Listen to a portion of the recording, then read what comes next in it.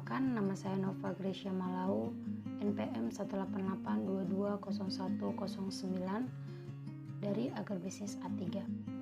Di sini saya akan menjelaskan mengenai peranan e-commerce dalam bidang agribisnis dan menganalisis dampaknya. Yang pertama, menurut Taurus dan Force pada tahun 2009, e-commerce adalah pengguna teknologi dan web dalam transaksi bisnis. Yang kedua, Kotler dan Armstrong pada tahun 2004 berpendapat bahwa e-commerce lebih spesifik dibandingkan dengan e-business dan e-marketing, karena e-commerce hanya menyangkut fasilitas untuk melakukan transaksi secara online. Tipe-tipe e-commerce. Yang pertama, business to consumers atau B2C. B2C adalah tipe e-commerce yang berhubungan antara penjual dan pembeli. Nilai tambah yang diberikan oleh tipe e-commerce ini adalah kemampuan membangun hubungan langsung dengan pembeli atau pelanggan tanpa adanya perantara. B2C merupakan perwujudan dari konsep relationship marketing, di mana kepercayaan dan loyalitas pelanggan menjadi kunci utama dalam memenangkan persaingan. Yang kedua, business to business atau B2B adalah model hubungan elektronik antara satu perusahaan dengan perusahaan lainnya. Melalui teknologi ini, perusahaan dengan mudah dapat berkomunikasi dan berinteraksi dengan pemasok atau distributor maupun dengan rekan bisnis lainnya. Kemudian yang terakhir adalah customer to business atau C2C. Ini adalah tipe di mana pelanggan bertemu dengan pelanggan lainnya untuk segera berkomunikasi atau berinteraksi. Kedua belah pihak dipertemukan dalam market space tertentu. Dalam tipe C2C, pelanggan mempersiapkan produk yang siap untuk diperjualbelikan. Pada tipe ini, siapa saja bisa menjadi penjual maupun pembeli. Situs yang termasuk dalam tipe ini adalah Indonetwork. Selain sebagai perusahaan yang menyediakan jasa pembuatan web, Indonetwork juga mampu mempertemukan antara pelanggan dengan pelanggan lainnya. Dengan semakin banyaknya individu yang terhubung pada internet, pasar C2C semakin potensial.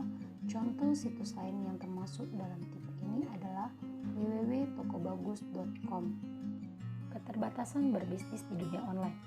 Menjalankan usaha di dunia online memiliki ancaman dan keterbatasan tersendiri. Lambatnya koneksi internet dan perkara lainnya bisa membatasi munculnya gambar dan grafik yang mungkin merupakan fitur yang penting bagi perusahaan dan pelanggan. Berbelanja melalui internet tidak bisa memuaskan non-buying atau orang-orang yang motif utamanya bukan belanja. Teknologi ini tidak bisa memuaskan keinginan yang terbiasa ke mall atau sekedar cuci mata. Selain itu, pelanggan tidak bisa menyentuh dan merasakan produk fisik ketika membeli secara online. Terkadang warna atau mutu tidak sepenuhnya sesuai dengan gambar yang ditampilkan. Selain itu, pelanggan harus menunggu untuk pengiriman barang dan keamanan privasi pelanggan. Banyak konsumen yang merasa khawatir dalam berbelanja online karena beberapa informasi pribadi memungkinkan untuk dihack. Aplikasi e-marketing pada sektor pertanian. Berikut ini merupakan beberapa perusahaan yang telah melakukan e-marketing. Yang pertama, Agromaret yang beralamat di www.agromaret.com merupakan market space agribisnis yang tersebar di Indonesia. Situs tersebut merupakan tempat bertemunya penjual dan pembeli untuk produk agribisnis. Banyak perusahaan agribisnis yang bergabung pada situs ini. Kategori yang diperdagangkan adalah produk pertanian, perikanan, peternakan, dan hasil bumi. Selain memiliki web, Agromaret memiliki akun Facebook. Melalui market space ini, pengusaha agribisnis memiliki peluang yang lebih besar untuk mengaplikasikan e-marketing secara lebih mudah dan murah. Yang kedua, terdapat 8.978 perusahaan agribisnis yang tercatat sebagai anggota di Indonetwork. Sebuah angka yang cukup tinggi dan tidak menutup kemungkinan angka ini jauh lebih besar jika digabungkan dengan perusahaan-perusahaan agribisnis lainnya yang menggunakan media sosial. Yang ketiga, KKKLU Indonesia Corporation yang beralamat di http://www.kkshop.com menjual produk agribisnis dengan sangat menarik di mana gambar dan harga terlihat jelas pada situs tersebut. Perusahaan ini juga menyediakan fasilitas PayPal, yaitu jasa transfer uang melalui elektronik sehingga proses transaksi lebih murah. Yang keempat, toko pertanian online memanfaatkan media sosial yaitu blogspot untuk menjual produk agribisnis.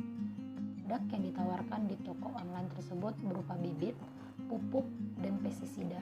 Satu hal yang menarik dari blog ini yaitu adanya forum komunikasi yang mempertemukan secara interaktif dan transparan antara penjual dan pembeli.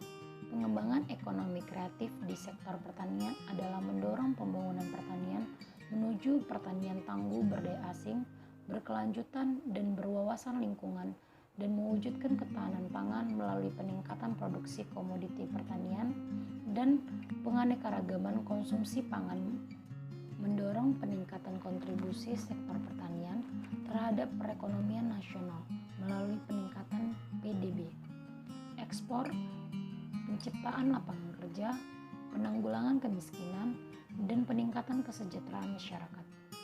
Dengan kata lain, pengembangan ekonomi kreatif di sektor pertanian dimulai dari penciptaan berbagai sarana produksi yang lebih efisien dan ramah lingkungan.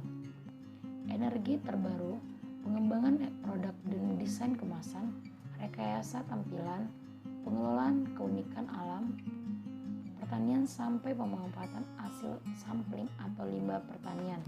Oleh karena itu, lingkungan ekonomi kreatif di sektor pertanian meliputi produk, desain kemasan, pengembangan produk, pemanfaatan hasil sampling dan limbah pertanian, kerajinan dari hasil pertanian, agrowisata, taman dan olah bentuk tanaman, pengembangan pupuk organik, padat dan cair, pengembangan pestisida hayati, biopestisida, pengembangan alat atau mesin tepat guna bagi usaha on-farm dan off-farm, pengembangan energi terbaru dan wisata budaya terkait dengan pertanian.